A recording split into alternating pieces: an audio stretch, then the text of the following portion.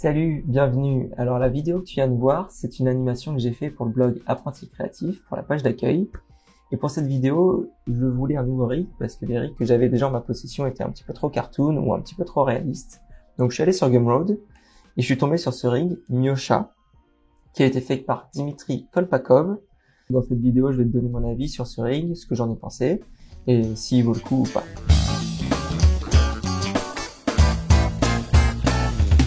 Alors, moi je travaille sur la version 1.1.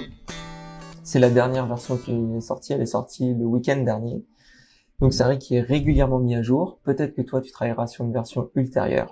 Donc voilà, moi je suis sur la 1.1. Alors pour commencer, je suis sur le contrôleur principal qui se trouve au pied de Miosha, qui s'appelle Main. Alors il a les attributs classiques de translation, rotation et scale pour que tu puisses placer ton personnage où tu veux. Ensuite, tu as Fingervis, Bendvis et Toesvis. Alors, quand on les passe en show, tu as pas mal de contrôleurs qui apparaissent. Donc, le Fingervis, c'est les doigts, ici. Toesvis, ce sont les doigts de pied, au bout de la chaussure. Et Bendvis, ce sont tous les déformeurs qui se trouvent autour des bras et autour des jambes. Ensuite, tu as Airvis. Donc, quand tu le passes en hide, la chevelure de Miosha va disparaître et ça te permet soit d'animer un personnage chauve, si tu souhaites qu'il soit chauve, ou d'avoir une visibilité sur le crâne et sur la nuque du personnage quand tu l'animes. Donc ça peut être très intéressant. On va le repasser en show. Ensuite tu as Air Control, donc par défaut il est en auto. Ça veut dire que le haut des cheveux va être contraint au crâne de Miosha, mais le bas, ici, va être contraint à l'épaule. Je te montre ça. Voilà, comme tu peux le voir, les cheveux ici restent attachés à l'épaule. Donc ça fonctionne très bien. Mais si tu souhaites avoir plus de contrôle sur les cheveux, tu peux passer le Air Control en manual. Et donc la contrainte a été enlevée. Et tu as tout un tas de petits contrôleurs, qui viennent se poser sur les cheveux. Ce sont des contrôleurs FK. Et ça te permet de positionner les cheveux vraiment comme tu le souhaites.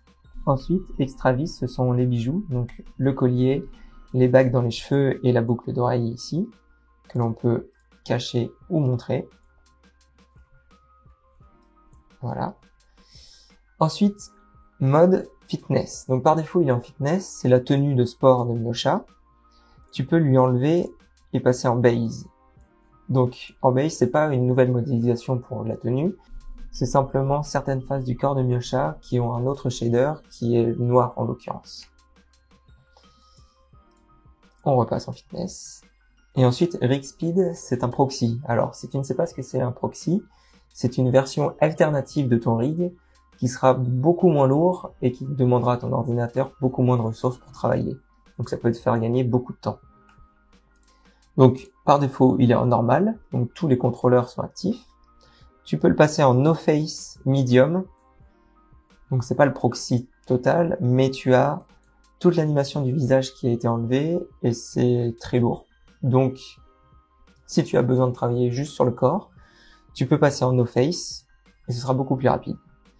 Et si vraiment tu veux le strict minimum et gagner le plus de temps possible, tu peux passer en proxy fast. Et là, tout ce qui est superflu, entre guillemets, a été enlevé.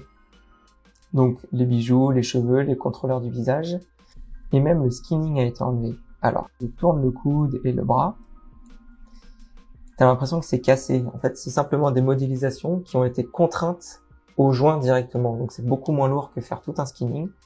Donc par défaut, je te montre quand même pour voir la différence. Proxy slow. Voilà, donc par défaut, ça suit une belle courbe et ta modélisation n'est pas cassée, mais c'est beaucoup plus lourd. Donc voilà, si tu vois que ton ordinateur commence un petit peu à galérer, tu peux passer en proxy et ça ira beaucoup mieux. Ensuite, un attribut lock géométrie, donc par défaut il est en lock, tu peux le passer en unlock et ça te permet de sélectionner la modélisation, le mesh du corps de Miosha ou ses vêtements, ses bijoux, etc.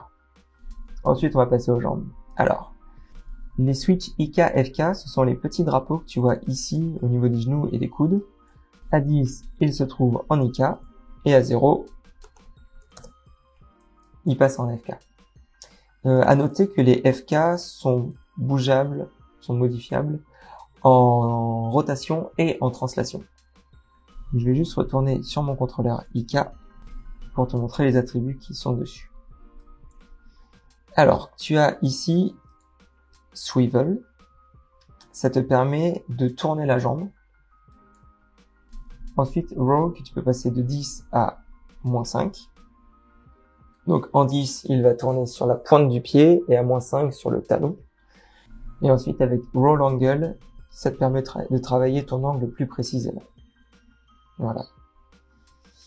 À noter d'ailleurs qu'avec l'attribut Roll, quand tu le passes sur la pointe des pieds, ta pointe des pieds ne touche plus vraiment le sol.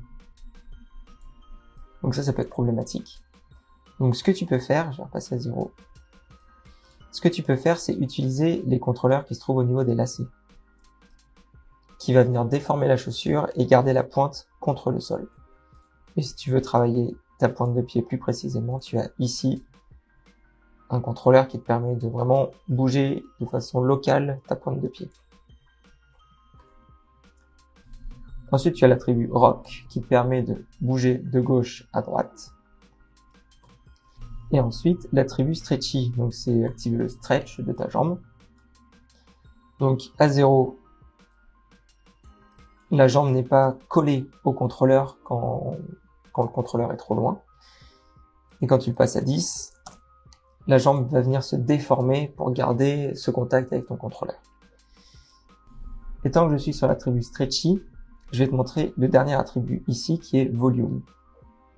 Donc à 10, quand ta jambe va être étirée et que ton attribut Volume est à 10, ta jambe va être affinée comme un élastique qu'on vient tendre et qui va venir s'affiner au centre. Et si tu veux éviter ça, tu peux passer Volume à 0 et elle va garder la même épaisseur qu'elle soit étirée ou non. Et enfin, Length 1, Length 2, Fatness 1 et Fatness 2, c'est la longueur et la largeur de tes jambes. Donc le 1, c'est la cuisse, et le 2, c'est le tibia.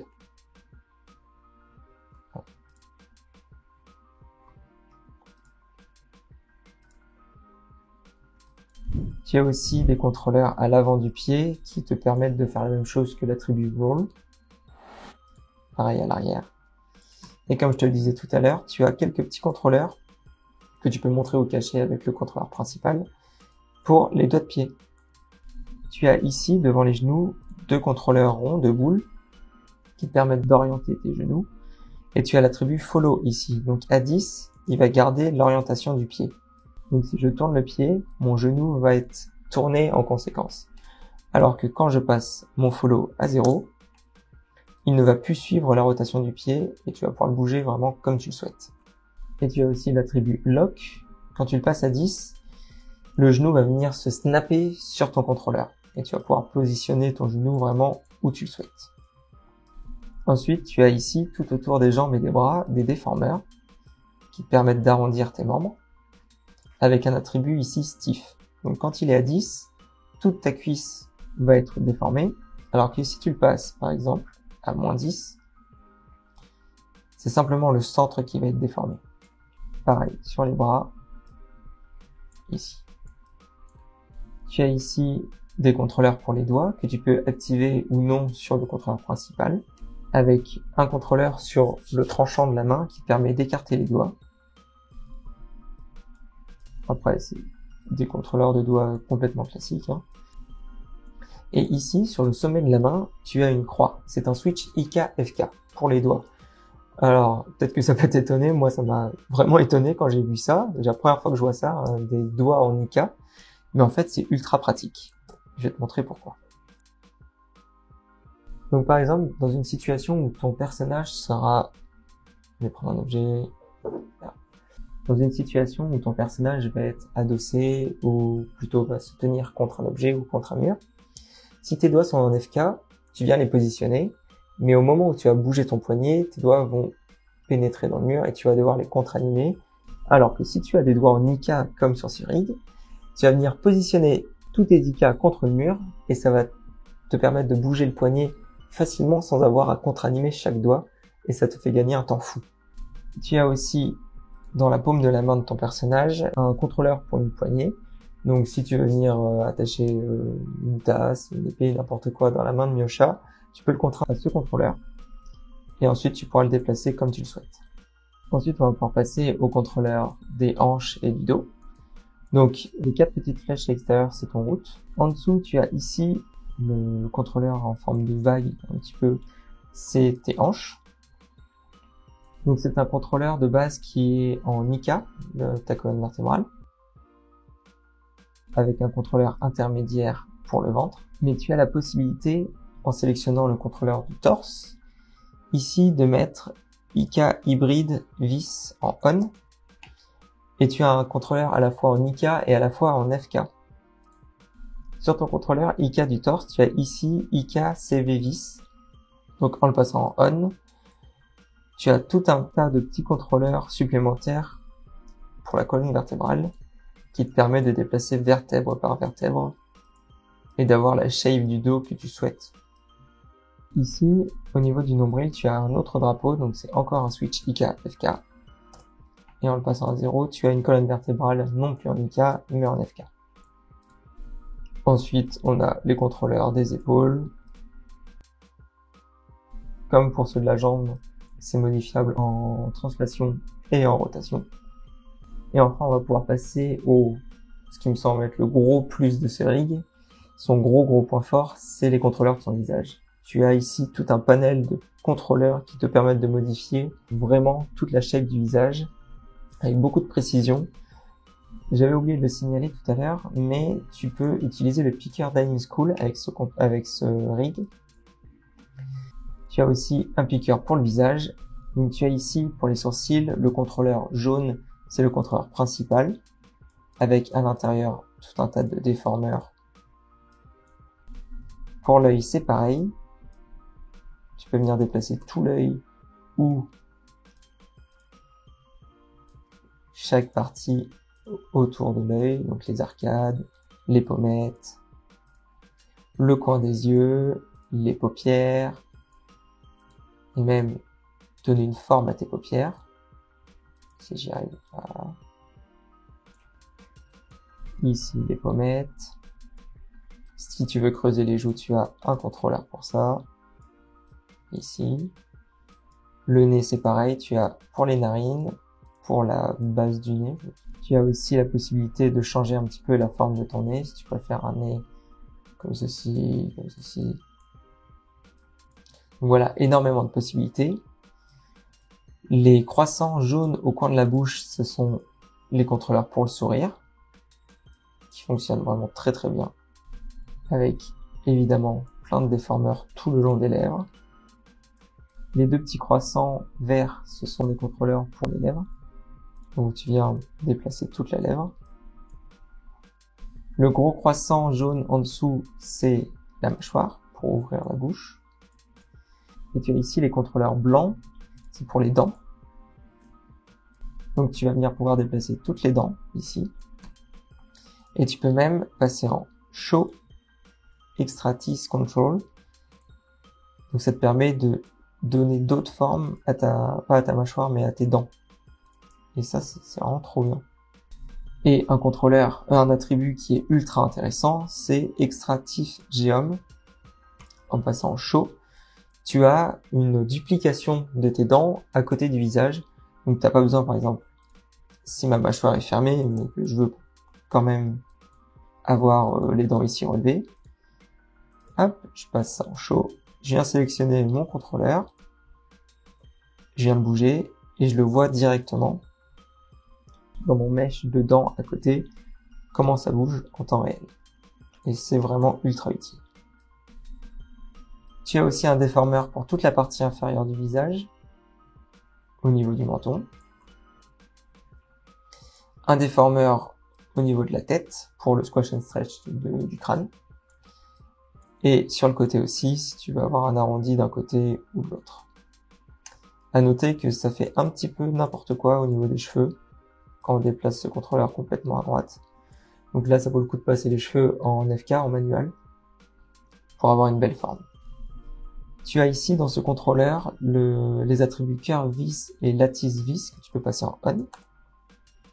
Et tu vas pouvoir voir vraiment précisément comment ton crâne va être déformé avec le squash and stretch ou avec l'arrondi sur le côté. Et donc voilà, on a fait le tour de ce rig. Tu t'en doutes, moi j'ai adoré travailler avec, je te le recommande vivement. C'est un rig qui est top.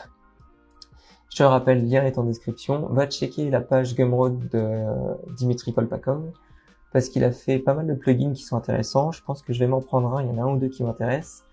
Si tu veux une vidéo avis sur les plugins comme là je viens de te faire pour le rig, dis-le moi en commentaire. N'hésite pas à t'abonner et à activer la cloche parce qu'il y a plein de vidéos d'animation qui arrivent. On va parler 3D aussi en général. Et il y a un podcast qui vient d'arriver, qui est top. Va écouter ça, c'est plutôt cool. Je te dis à la prochaine dans une prochaine vidéo. Et en attendant, amuse-toi avec ce rig, fais des tests d'anime, voilà. Éclate-toi. Salut!